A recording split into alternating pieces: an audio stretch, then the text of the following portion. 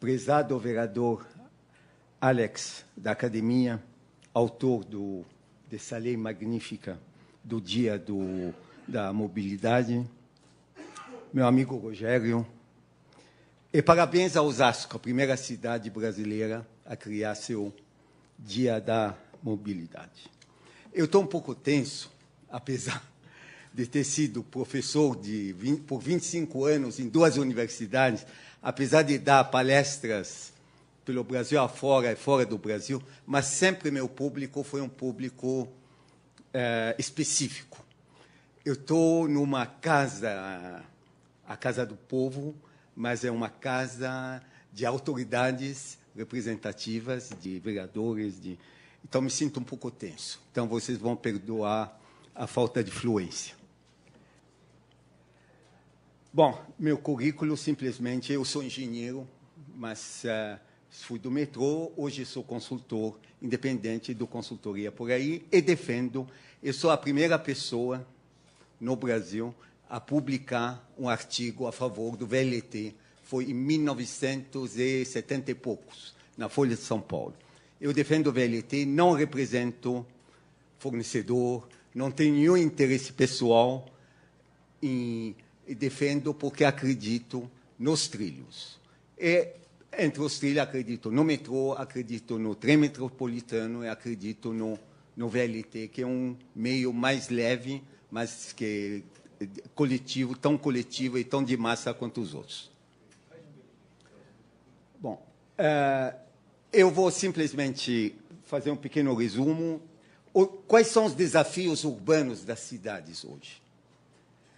Primeiro, o crescimento desordenado, a pobreza das populações, a questão do meio ambiente, a transferência de responsabilidade dos governos, do governo federal aos governos locais, sem os recursos necessários, os conflitos institucionais que se criam numa região metropolitana, a baixa eficiência na economia das cidades e a perda de competitividade que isso traz. Quais são? Então, outro problema é o colapso nos transportes.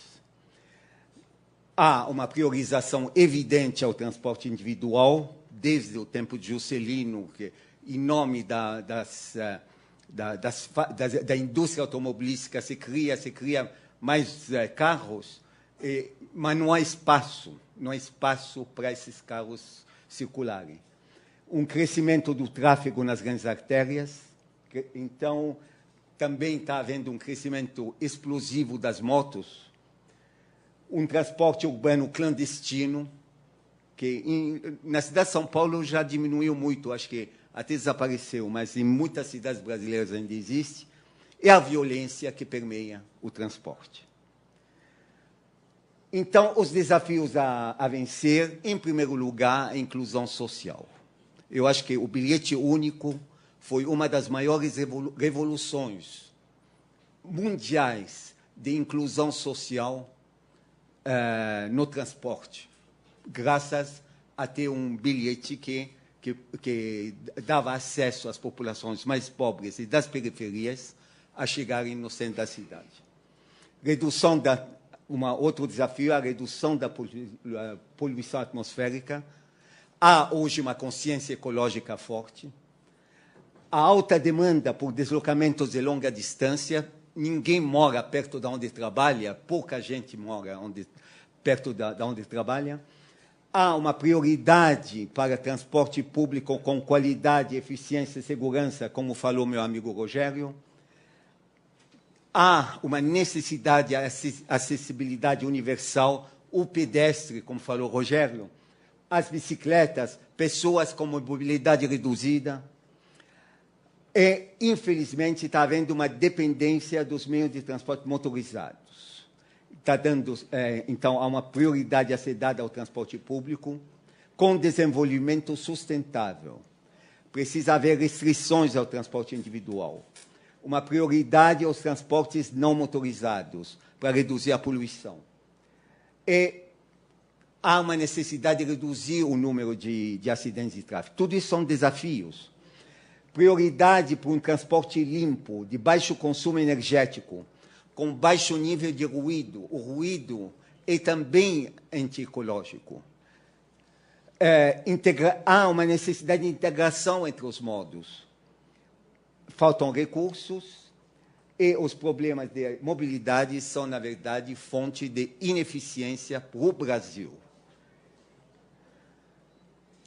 A mobilidade que queremos é transporte público de qualidade, estou me repetindo, mobilidade para todos, consciência ecológica, garantir a circulação de pedestres, reduzir o número de acidentes, melhorar a segurança pública, diminuir os custos diretos e indiretos, gerar efeitos positivos na competitividade, enfim, tornar nossas cidades mais sustentáveis. Isso é o grande desafio. Bom, quando você vai escolher um sistema de transportes, há alguns parâmetros que se colocam. Eu acho que o mais importante é a questão urbana e o meio ambiente. A demanda, no meu entender, vem em segundo lugar. Nós precisamos ver a cidade que a gente tem e que transporte vai bem para essa cidade. Então, a tecnologia é importante para o planejamento. Por que a tecnologia é importante? Porque há impacto no urbano, no entorno, a médio e longo prazo. Quando se coloca um monotrilho no meio de uma avenida, precisa ver se esse monotrilho é adequado para essa avenida e no seu entorno ou não. Quando se coloca um corredor de ônibus no meio de uma avenida, precisa ver se esse corredor de ônibus é adequado ou não para esse entorno. Então, a tecnologia determina os impactos ambientais, poluição, ruído e energia. As primeiras definições, então, que tem que se colocar a via que nós vamos usar para o transporte coletivo, ela vai ser totalmente reservada, segregada para esse transporte ou vai ser dividida? Esse é um dos primeiros elementos que vai nos definir qual o transporte a escolher. O segundo, o modo vai ser rigidamente guiado ou não, quer dizer, vai ser sobre trilho ou não, porque isso também é fundamental para definir o transporte que nós vamos ter. E qual é esse tipo de tecnologia? É pré-requisito?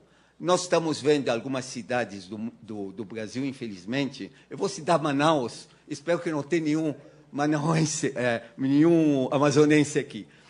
Mas Manaus foi escolher monotrilho para sua cidade.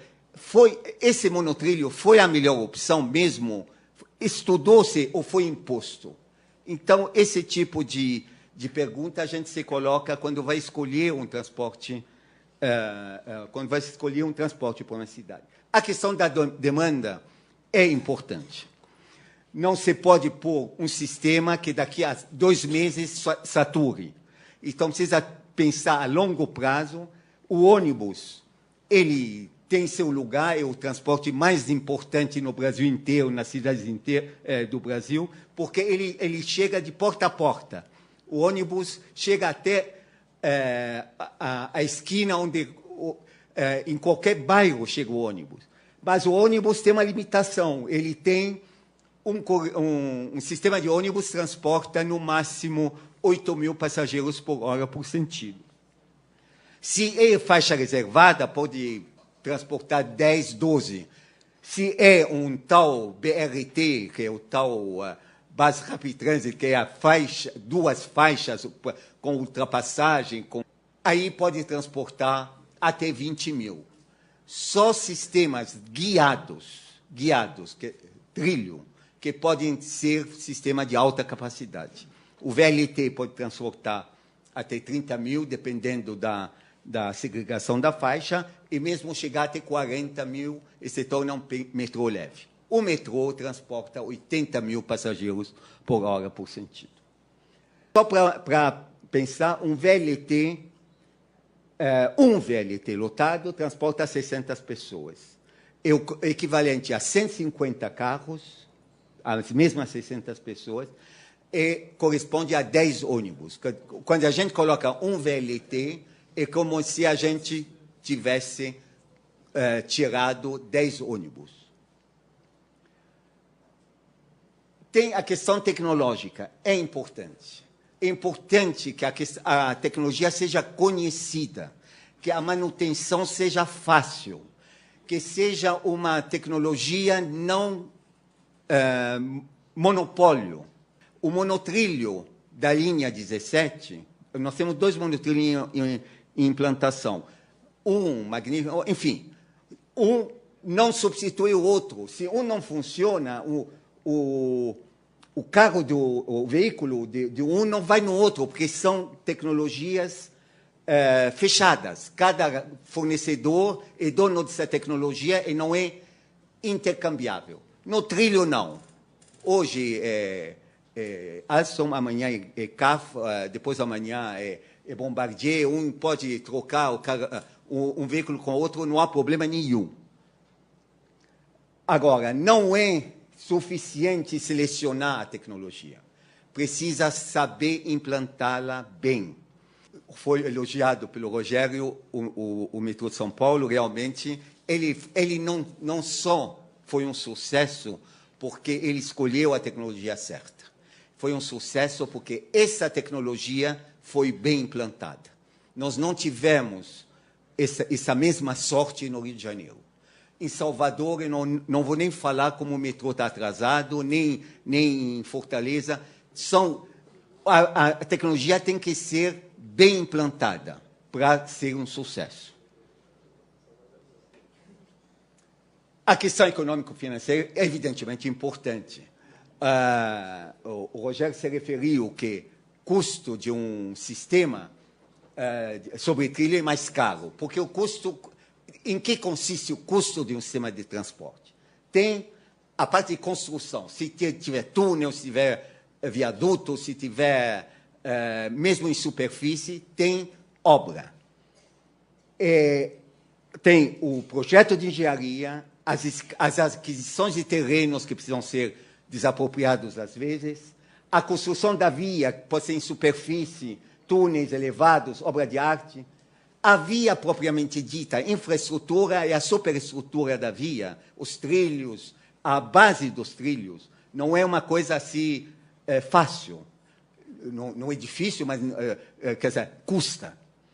Depois tem o remanejamento das interferências, drenagem, as estações, os terminais, pátio de manutenção, metrô Salvador. Fez sua linha e não prevê o pátio não foi construído. Então, não dá para funcionar sem pátio. O pátio de manutenção é fundamental. As edificações para equipamentos operacionais, o centro de controle, reurbanização necessária. Eu vou dizer, o sistema sobre trilho é caro, é ótimo que seja caro. É ótimo, porque se for barato, ele degrada. Quando é caro, então ele exige recursos. E ao exigir recursos, o entorno dele se reurbaniza. Haja visto o que o metrô provocou de reurbanização ao longo de suas linhas. Bom, tem também o custo dos sistemas, custo de matéria rodante, custo dos equipamentos fixos, a alimentação elétrica, sinalização para o trem não bater, telecomunicações, sistema de controle centralizado, as escadas rolantes, tudo isso tem custo. E tem o custo operacional, o custo de manutenção e o custo de renovação. Se isso não for previsto, aí o sistema degrada depois de 20 anos, tem que se renovar. Bom, o sumário, então, dos fatores na escolha são a questão urbanística, impactos econômicos, capacidade de transporte, a segurança, tecnologia do material rodante e equipamentos fixos, prazo de implantação. Muita gente não sabe por que se escolheu para a Copa sistemas sobre ônibus, os BRTs, em vez de escolher sistemas sobre trilho. Porque achavam que o plano, quer dizer, não olharam a cidade, olharam o prazo de implantação. Temos que fazer até a Copa. Então, faz lá, se serve ou não serve, isso a gente vê depois. Então, o prazo de implantação é importante, a possibilidade de expansão também, e os custos, e o financiamento. O financiamento é um problema muito importante na escolha da tecnologia. O que nós estamos falando? Que tecnologias existem para o transporte? eu costumo dividir, eu não vi essa divisão em nenhum lugar, é minha. Se vocês acharem, copiaram de mim. São dois tipos de tecnologias que existem. As tecnologias que eu chamo de rigidamente guiadas e as tecnologias que não são rigidamente guiadas. As não rigidamente guiadas são os ônibus, que seja um sistema de ônibus normal, que seja um corredor reservado, ou que seja o tal do BRT.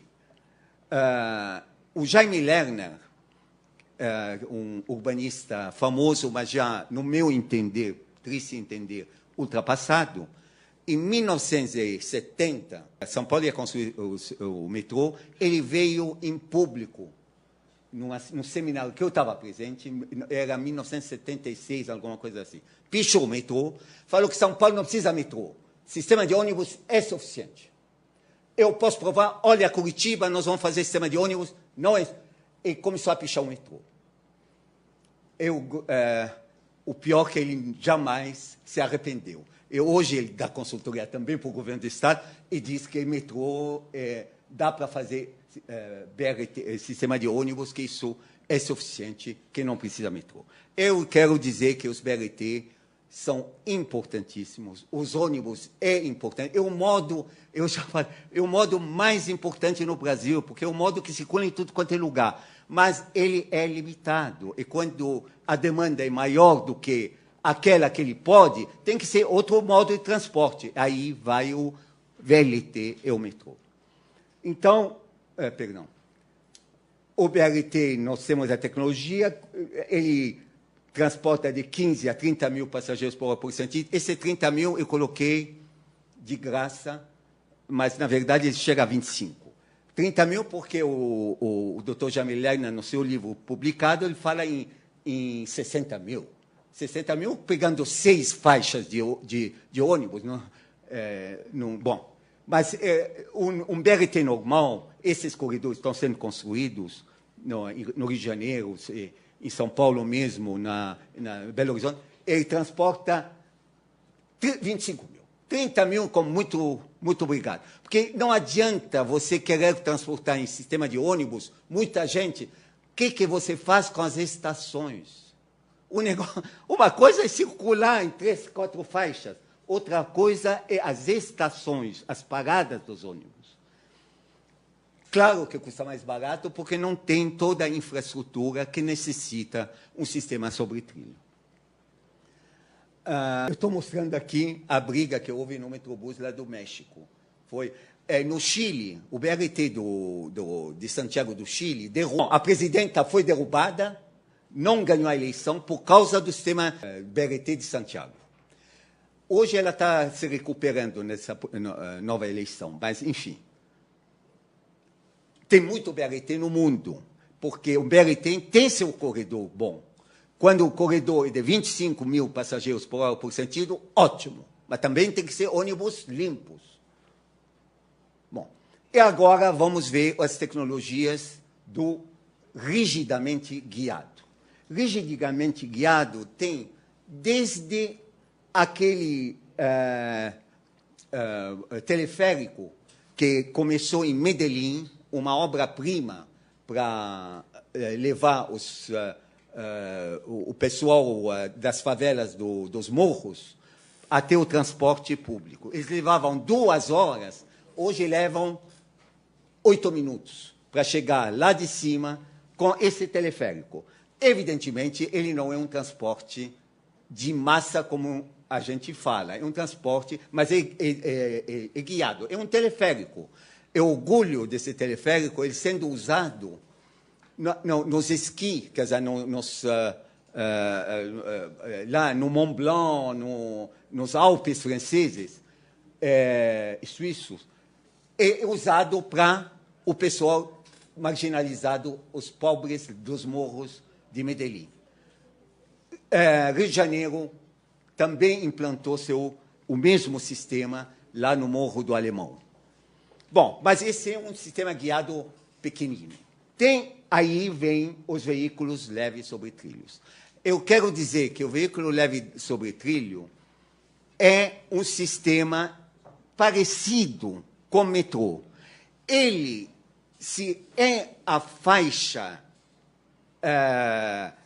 em superfície que é cortada por ônibus, por sistema, por farol, por não sei o quê, ele se torna um sistema com pequena capacidade de transporte. Por isso que se chama um veículo leve sobre trilho, mas não tem grande capacidade de transporte. Ele se torna com maior capacidade na medida em que a gente puder segregar a via.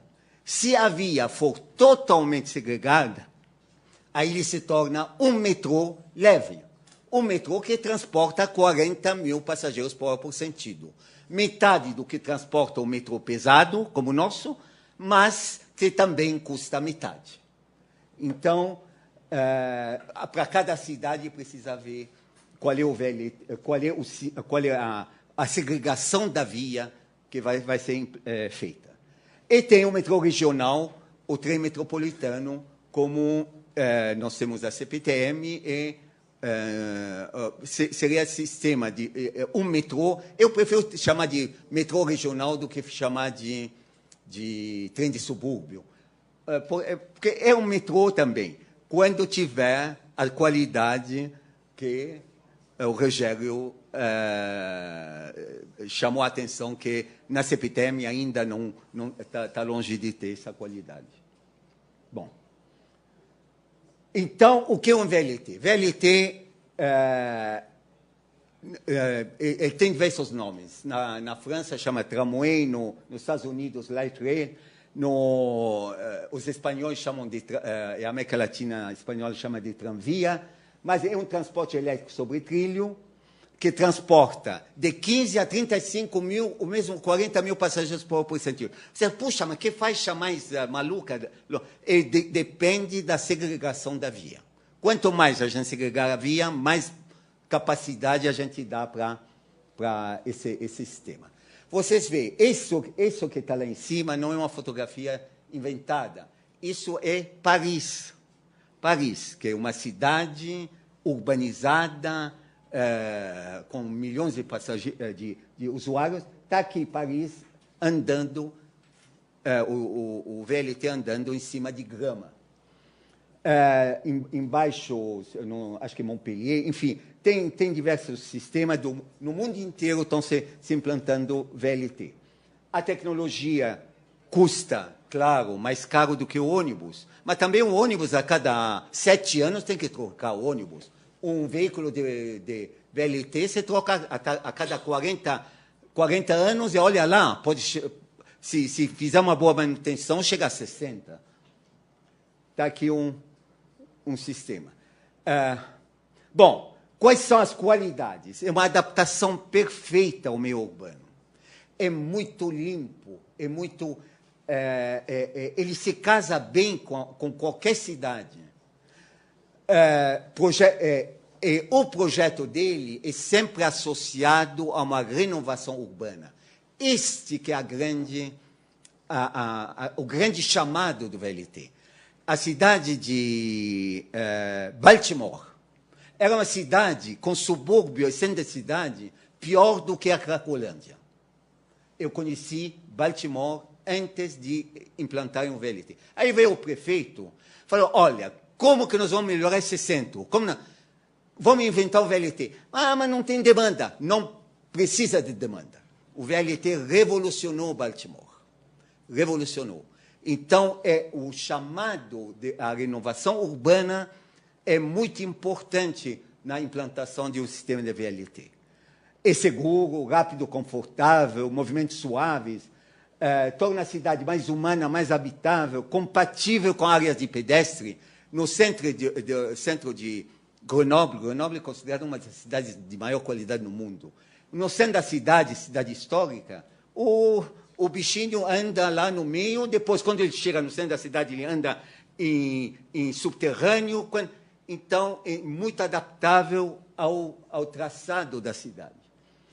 Limpo, tração elétrica, pode ser implantado por etapas, integra-se facilmente a um sistema de metrô, a um sistema de trem regional, e sobe rampas, tem o VLT lá em Lisboa, tem o VLT de São Francisco, que sobe rampa de 8%.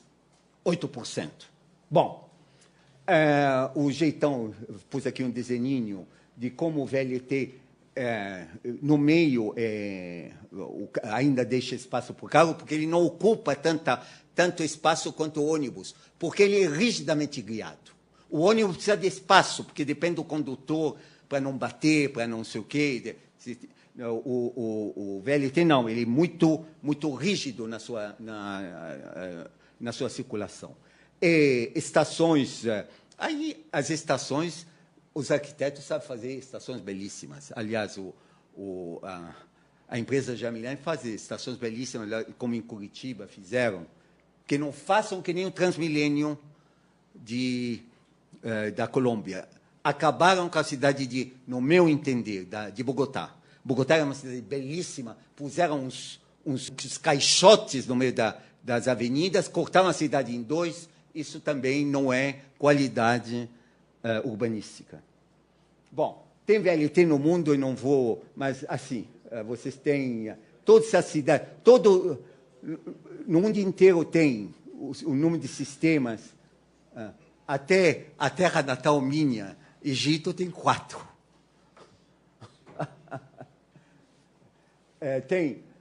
Esses são VLTs que circulam.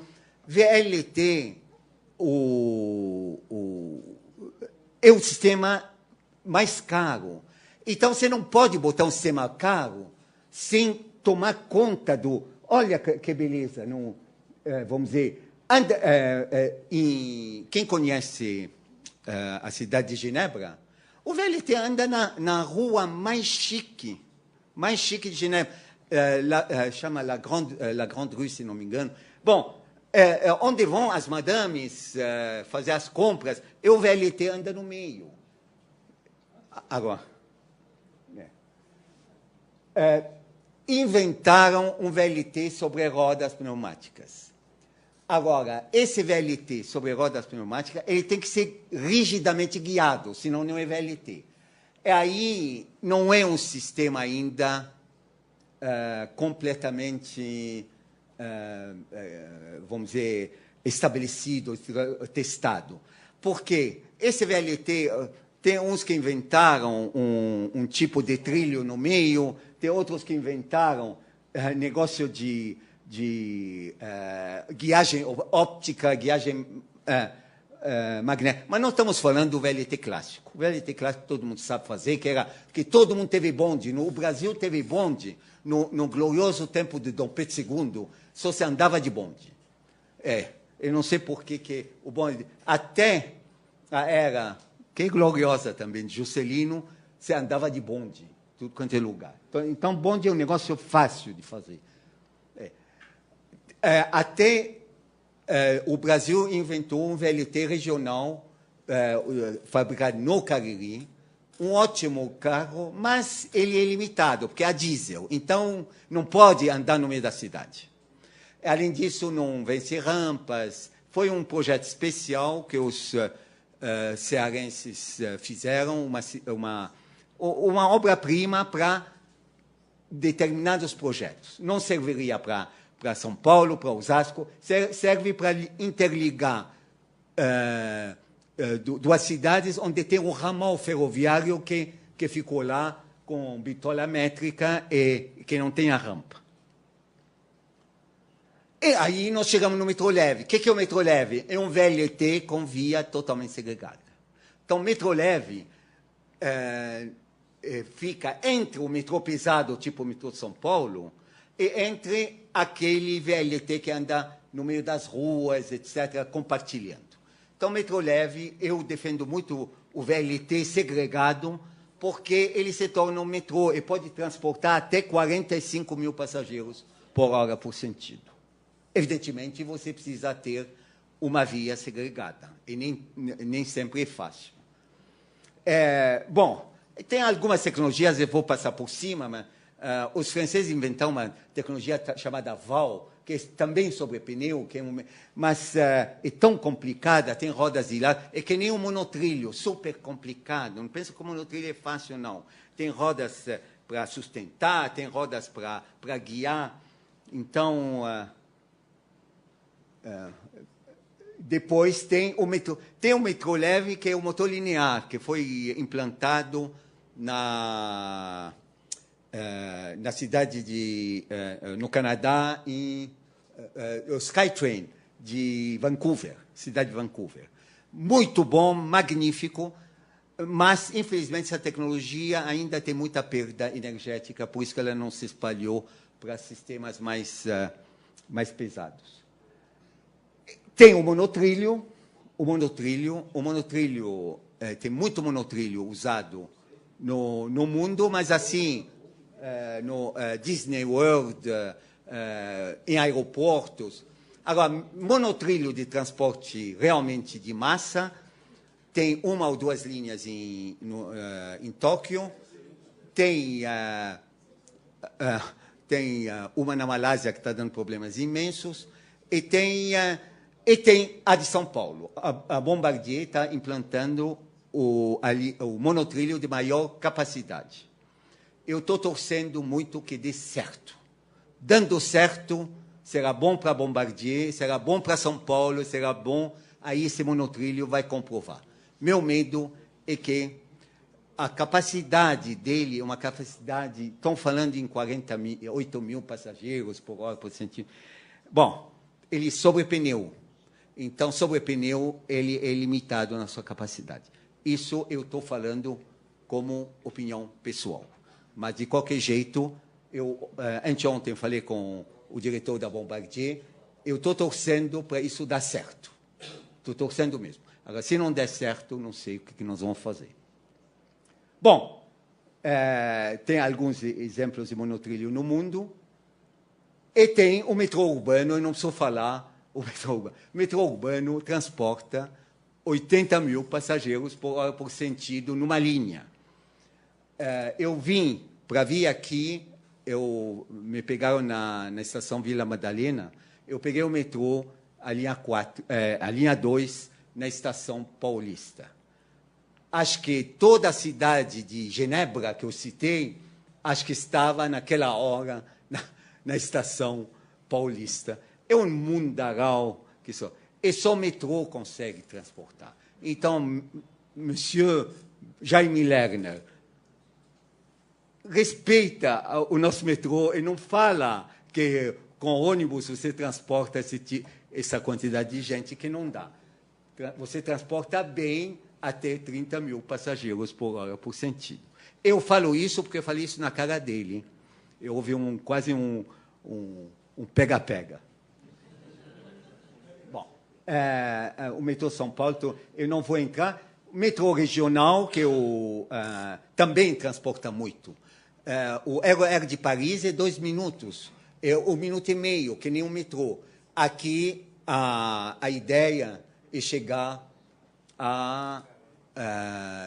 também a 2 minutos, ou 3 minutos antes, depois chegar a mais. Mas, realmente, a gestão precisa ser mais acelerada para acontecer. Bom, eu faço algumas comparações, eu vou deixar isso para se tiver alguma dúvida, mas, enfim, eu deixo isso como registro, quais são as comparações entre VLT, metrô leve, monotrilho, em termos de custo, tudo isso, deixo. Eu vou dar alguns exemplos de VLTs que estão sendo implantados no Brasil. Só vou citar. Tem o VLT da Baixada Santista, está começando. No meu entender, não está da melhor forma possível. Eu digo isso com conhecimento de causa. Tem Brasília, que foi um desastre a sua implantação, porque, enfim, houve problemas nas contratações e blá, blá, blá, então ele está parado ainda. Tem o VLT de Cuiabá, também não está sendo implantado da melhor forma possível. Infelizmente, é isto que freou. VLT, vocês viram na Europa como tem VLT, na Austrália, no Canadá. No Brasil, parece quando o projeto de VLT é dado a gente que não tem competência, ou que ou que pensa que VLT bota trilho e bota o... Quer dizer, não tem a visão técnica certa de implantar bem.